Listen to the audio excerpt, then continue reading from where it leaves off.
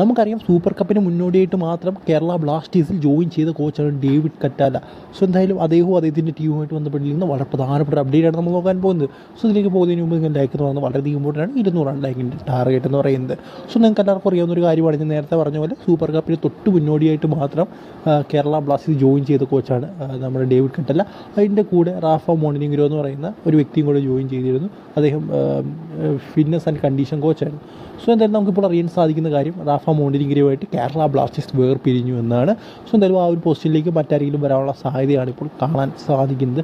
So എന്തായാലും എന്തുകൊണ്ടാണ് അദ്ദേഹം സ്ഥാനം ഒഴിഞ്ഞത് എന്നുള്ള കാര്യങ്ങളൊന്നും കറക്റ്റായിട്ട് അറിയില്ല. എന്തായാലും എനിക്ക് തോന്നുന്നു ആ ഒരു സമയത്തിന് വേണ്ടി മാത്രം ജസ്റ്റ് അപ്പോയിൻറ്റ് ചെയ്തൊരു കോച്ചായിട്ട് മാത്രം, അല്ലെങ്കിൽ ഫിറ്റ്നസ് കോച്ചായിട്ട് മാത്രമാണ് എനിക്ക് തോന്നുന്നത്. സോ എന്തായാലും ഡേവിഡ് കറ്റാലയുടെ മറ്റേതെങ്കിലും ടീം കാണും. സോ അവരെ കൊണ്ടുവരാനായിരിക്കും ഇപ്പോൾ ശ്രമിക്കുന്നത് എന്നാണ് എനിക്ക് തോന്നുന്നത്. അല്ലെങ്കിൽ കുറച്ചുകൂടെ ഇതിൽ അഡ്വാൻസ്ഡ് ആയിട്ട് നിൽക്കുന്ന ആളുകളെ കൊണ്ടുവരാനായിരിക്കും ശ്രമിക്കുന്നത്. സോ ഇതിൽ നിങ്ങളുടെ അഭിപ്രായം കമൻറ്റ് ബോക്സിൽ മാക്സിമം ഒന്നും പറയാനായിട്ട് ശ്രമിക്കുക.